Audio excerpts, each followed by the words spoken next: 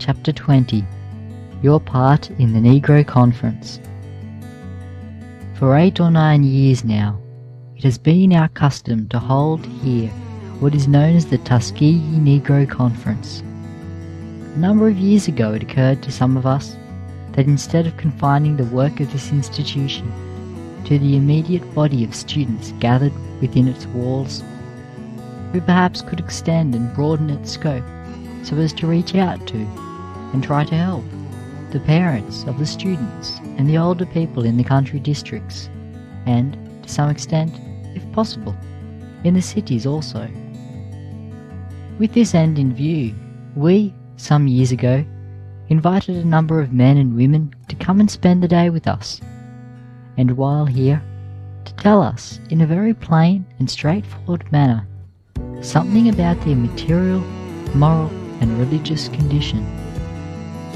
Then the afternoon of that same day was spent in hearing from these same men and women suggestions as to how they thought this institution and other institutions might help them, and also how they thought they might help themselves. Out of these simple and small meetings has grown what we now call the Tuskegee Negro Conference, which in the last few years has grown until it numbers from 900 to 1,200 persons.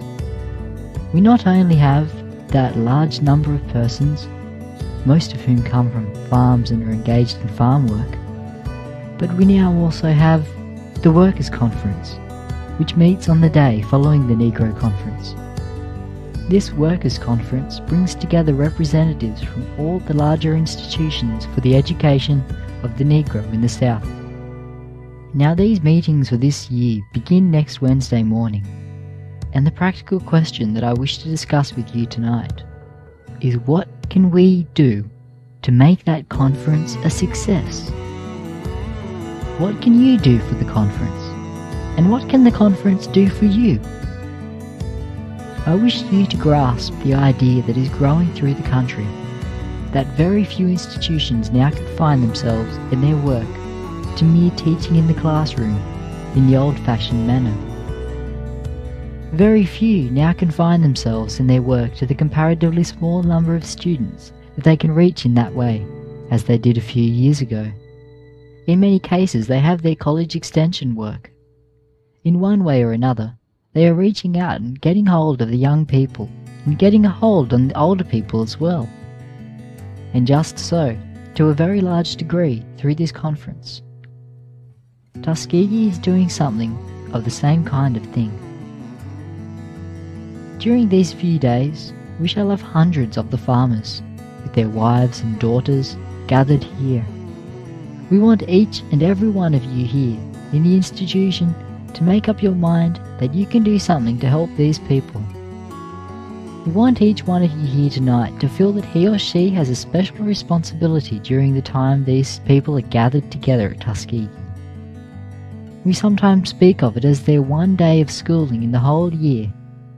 That is, the one day out of the whole 365 days in the year when, perhaps, they will give the greatest amount of attention to matters pertaining to themselves.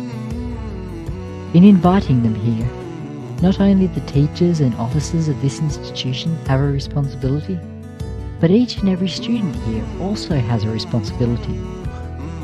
I want you to feel that, and see to what extent you can take hold of these people while they are here to inspire and encourage them, so as to have them go away from here feeling that it is worth their while to come to the Institute for this meeting, even if, as is true of some of them, they have come a long distance. Some of these people who will come here are ignorant, so far as books are concerned, but I want you to know that not every person who cannot read and write is ignorant. Some of the persons whom I have met and from whom I have learned much are persons who cannot write a word. Very many of the people who will come here may not be able to read or write, but we can learn something from them notwithstanding, while they are here, and they can learn something from us. I want you to take delight in getting hold of these people and taking them through our shops, guiding them through our various agricultural and mechanical departments.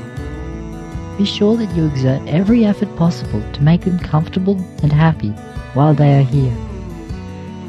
Heretofore, the students have been so generous at the time of this meeting that many of them, if necessary, have given up their rooms that these people might have a comfortable night's rest. I do not know where you have slept, but I do not think that in the history of the school a student was ever asked to give up his room to any of these people that he did not gladly and freely do so. I believe that you are going to do the same thing this year. I want you also to remember that you not only can help the conference to be a success by being polite and kindly to the farmers who come from this and other southern states, but also by being polite and attentive to the representatives from the large institutions that will be here. We will have present representatives from every large institution engaged in the education of our people. It means much for the principals and instructors in these large colleges and industrial schools to leave their work and come as far as many of them do to spend these days here. We have a responsibility on their account. We desire them to feel that it has been worth their while to leave their work and spend their time and money to come here for these meetings. We wish them to get something out of our industries here. We wish them to get something out of the training here, in every department, something which they can take back to their own institution to make their work there stronger and better. Now as to yourselves, you can get something out of this conference for yourselves by getting hold of everything possible, so that when you go out from Tuskegee, you will have just that much more helpful information to put into practice. I want to see you go out through the South and establish local conferences. Call them together and teach the same kind of lessons that we teach at these gatherings at Tuskegee. You can get the most out of this conference by putting into practice this effort to make other people happy. To get the greatest happiness out of life is to make somebody else happy. To get the greatest good out of life is to do something for somebody else. I want you to find the persons who are most ignorant and most poverty-stricken. I want you to find the persons who are most forlorn and most discouraged, and do something for them to make their hours happy. In doing that, you will do the most for yourselves. I want each boy and each girl who belongs to this institution to be deep down in his or her heart a gentleman or a lady. A gentleman means simply this: a generous person, one who has learned to be kind, one who has learned to think not of himself first, but of the happiness and welfare of others. Let us put this spirit into our conference day the coming week, and the day and week will be the greatest and most successful we have ever had.